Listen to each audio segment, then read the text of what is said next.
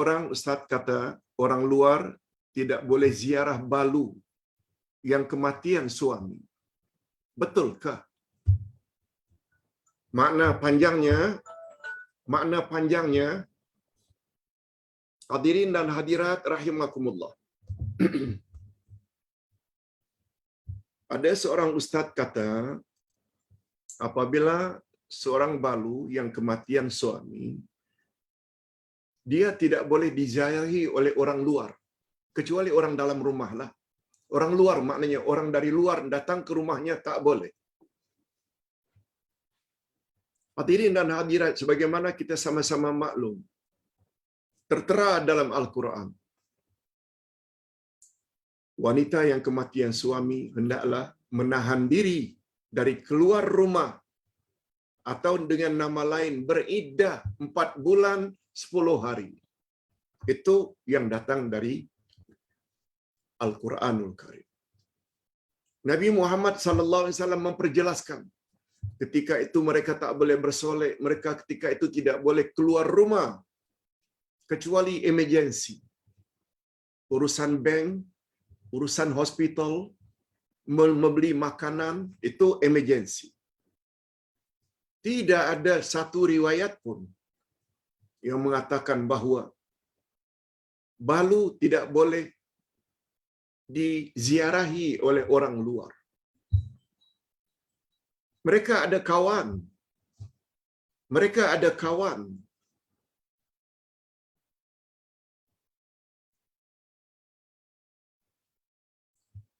Sedangkan balu sedang dalam kesedihan.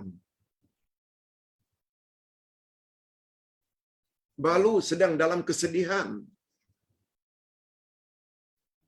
Macam mana nak menghiburnya kalau kawan-kawan tidak datang?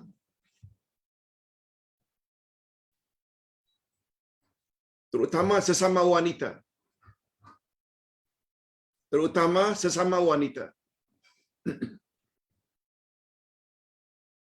Lain halnya kalau lelaki yang bukan mahram, memanglah janganlah. Itu tidak sepatutnya berlaku. Masih ada suami pun tak boleh menziarahi isteri orang yang apabila suami tidak ada di rumah. Okey, itu jawaban Ustaz untuk pertanyaan pertama. Pak Ustaz,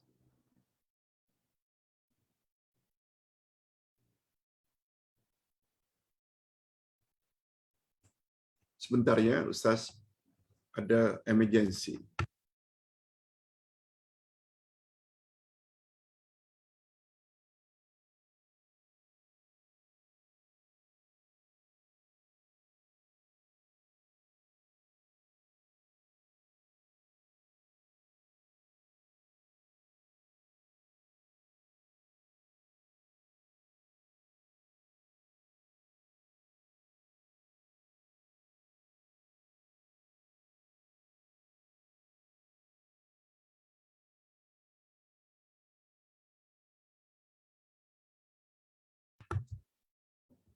Minta maaf, tadi ada lalamove telefon Ustaz dan pastikan sudah diambil barangannya. Hadirin dan hadirat rahimakumullah. Kita lanjutkan sedikit.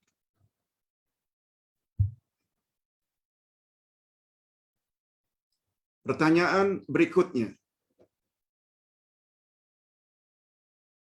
Pak Ustaz, salat sunat qabliyah dan ba'diyah zuhur. Salat sunat qabliyah dan ba'diyah zuhur. Ditanya, ada yang buat 2 qabliyah sebelum zuhur dan ada yang buat 2 sesudah zuhur.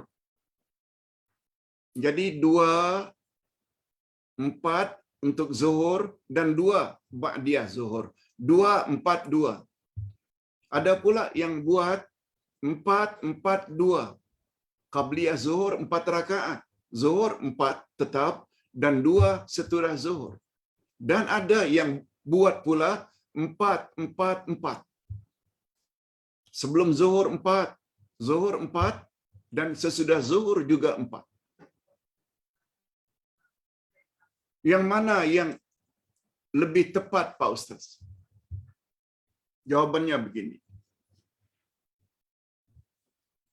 Nabi SAW bersabda, hadis sahih,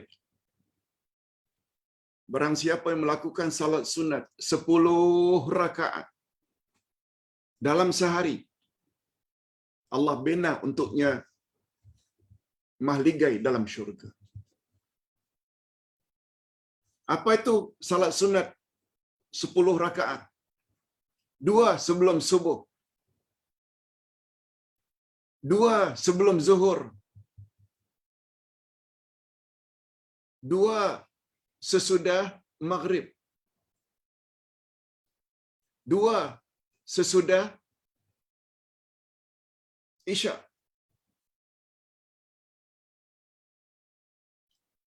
2 sebelum subuh, tambah 2 sebelum zuhur jadi 4, 2 sesudah maghrib,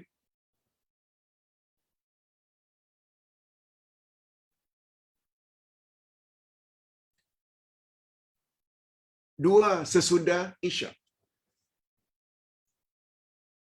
Jadi berapa semuanya? Maaf, Ustaz ulang sekali lagi. 2 sebelum subuh, 2 sebelum zuhur, 2 sesudah zuhur, jadi 6. 2 sesudah maghrib, jadi 8. Dan 2 sesudah isya, jadi 10. Ada dalilnya. Jadi dalam konteks ini, bila 2 sebelum zuhur dan 2 sebelum asar, ada dalilnya.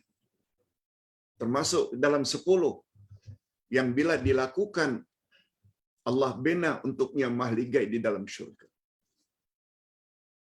Ada riwayat lain juga yang sahih lagi. Juga sahih. Siapa buat salat sunat seharian 12 rakaat, maksudnya rawatib. Bila 12 pula, 2 sebelum subuh, 4 sebelum zuhur, 2 sesudah zuhur, 2 sesudah maghrib, 2 sesudah isya, jadi 12. Juga sahih. Walaupun tidak disebut oleh Nabi apa fadilatnya tak. Tapi Nabi ada sebut. Nah, ada satu lagi hadis Nabi, juga sahih. Siapa yang melakukan salat sunat zuhur 4 sebelumnya,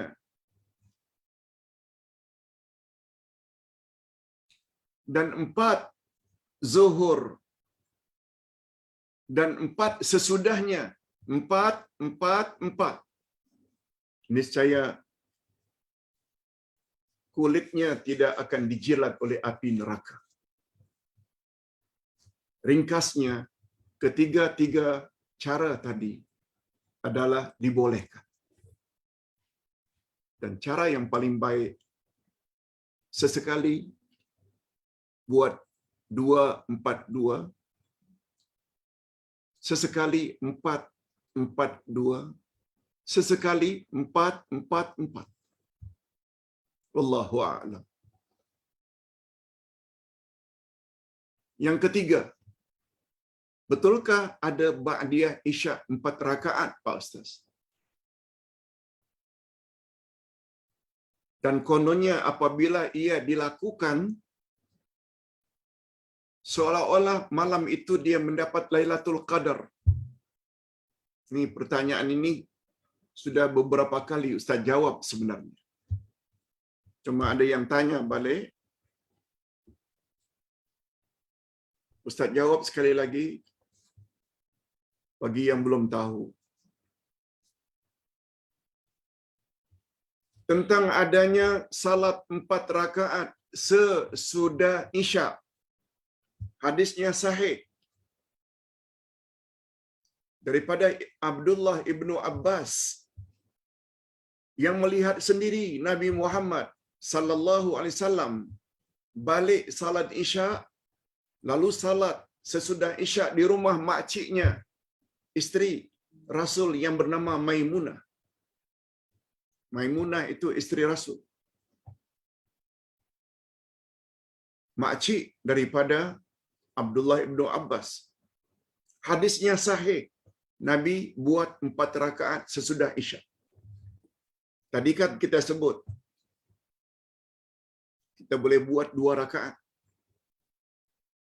Rupanya Nabi pernah buat 4 rakaat. Malah setengah riwayat dikatakan keempat-empat rakaat itu dilakukan dengan satu salam. Dengan satu salam. Malah ada yang mengatakan tanpa duduk tahiyat awal. Okey, yang itu sahih. Adapun tentang fadilatnya, keistimewaannya salat 4 rakaat sesudah Isyak, hadisnya dhaif.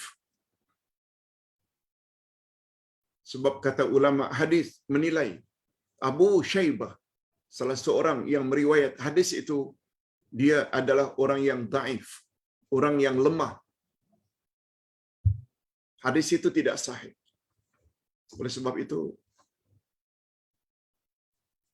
pandangan Ustaz, mau buat 4 rakaat habis Isyak buat 4 rakaat, kemudian tarawih, kalau bulan Ramadan, boleh.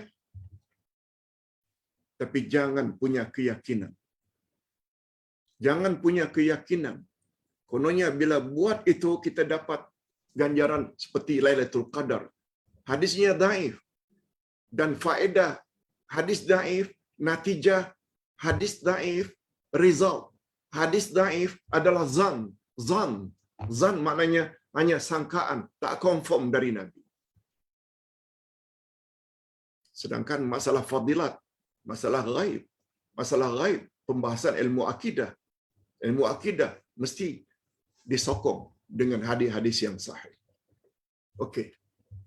Mudah-mudahan lain kali tidak ditanya lagi ya. Sudah 3 kali kita jawab.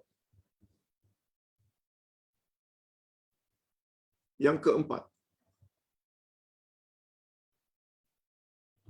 Ustaz, bagi salat sunat kita boleh buka dan baca dari Al-Quran, betul? Letak Quran besar di depan, setelah Al-Fatihah kita baca, boleh. Itu pernah dilakukan oleh Bilal ketika mengimami salat tarawih yang makmumnya Siti Aisyah radhiyallahu anha, isteri Rasul. Boleh.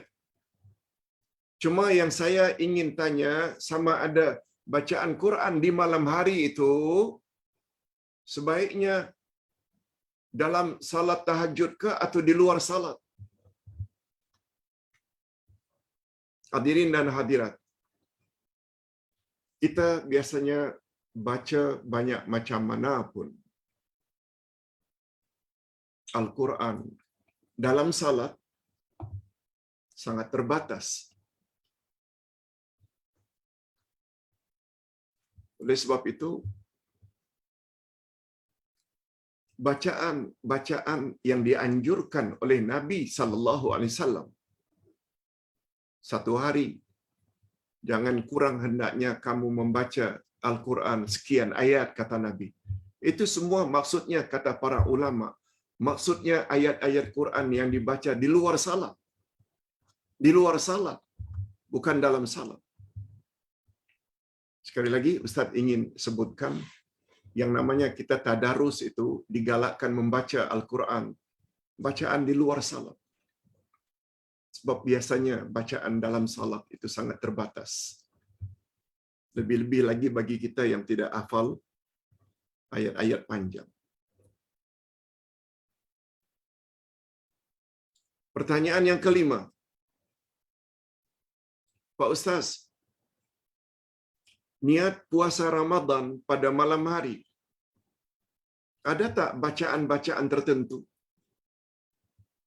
Hadirin dan hadirat, sepakat para ulama mengatakan makanun niyah al-qalbu. Tempat niat itu adalah hati, bukan lidah. Walaupun kita tak nafikan, ada yang berpendapat sebaiknya niat itu dilafazkan. Kalau salat usalli fardaz zuhri, salat usalli fardal asri, arba'a raka'atin ma'muman lillahi ta'ala, selalu dilafaz. Tapi Ustaz tidak beritahu, semua ulama sepakat mengatakan tempat niat yang dengannya barulah ibadat kita sah, tempat niat itu dalam hati. Dalam hati dah cukup dah. Apalagi Nabi Muhammad sallallahu alaihi wasallam tidak pernah melafazkan niat untuk puasa, nawaitu sauma ghadin. Sengaja aku puasa esok hari. Nabi tak pernah. Usalli fardaz zuhri, tak pernah. Nawaitu rafa'al hadathil akbar, aku berniat mengangkat hadas besar, tak pernah Nabi sebut. Kecuali dalam ibadat haji dan umrah sahaja. Nabi sebut niatnya umrah. Nabi sebut niatnya haji. Labbaik Allahumma hajjan. Dalam hati, aku memenuhi panggilan ilahi untuk melaksanakan haji karena Allah. Labbaik Allahumma hajjan. Labbaik Allahumma umratan. Labbaik Allahumma labbaik. Labbaik la syarika laka labbaik. Itu saja niat yang disebut oleh Nabi. Untuk haji dan umrah. Tidak untuk zakat, tidak untuk puasa, tidak untuk salat. Tapi bagi yang mau, silakan. Kalau kepada Ustaz ditanya, ada dalil tak dari Nabi? Jawabnya tak ada. Kecuali untuk haji dan umrah. Kita baru belajar tentang manhaj. Apa yang Nabi buat, apa yang sahabat buat. Yang tak buat, tolong jangan buat. Tapi kalau ada orang yang berdegil ingin buat juga, jangan dilayan. Silakan. Saya hormat itu pandangan awak, tapi awak juga kena hormat pandangan saya. Bagi saya, ibadat mesti ada contoh dari Nabi. Tak ada contoh, no, saya tidak akan buat. Yang terakhir, yang keenam. Jika seseorang kata ingin buka, seorang yang sedang puasa, dia cakap, aku tidak bukalah. Bagaimana dengan puasanya Pak Ustaz? Sah ke atau batal? Saya pernah dengar Ustaz ada sebut beberapa minggu yang lalu. Puasanya batal dengan menyebut, saya mau berbuka. Walaupun dia belum berbuka. Sekedar cakap saja dah batal puasanya. Yang bertanya cakap, ada Ustaz kata tak batal. Tak apa. Tapi berdasarkan pembacaan Ustaz. Niat mestilah berkekalan hingga terbenam matahari. Adapun dalam hati saja, cadang tak buka, itu tak batal. Sekarang ini cakap. Sebab kata Nabi dalam satu hadis sahih, segala apa yang tergores dalam hatimu tidak diberi dosa oleh Allah. Sehingga kamu cakap atau kamu buat. Umpamanya kita pergi suatu kawasan, Coket umpamanya. Di Coket itu dikenal oleh orang Kuala Lumpur, ada lorong-lorong tertentu yang tidak begitu baik namanya. Namanya bagus. Tapi banyak perbuatan-perbuatan tidak baik di lorong itu. Lalu kita nampak jiran kita pakai motor masuk di lorong itu. Terlintas dalam hati. Apa yang jiranku telah buat itu? Yang masuk ke situ. Andai kata hanya goresan hati, lalu kita tak peduli dia, tak dosa. Itu maksudnya. Tapi bila ada goresan hati, lalu kita turuti dia, kemana dia ya? Dia pergi, buruk sangka. Nah, selama itu pula kita akan dapat dosa.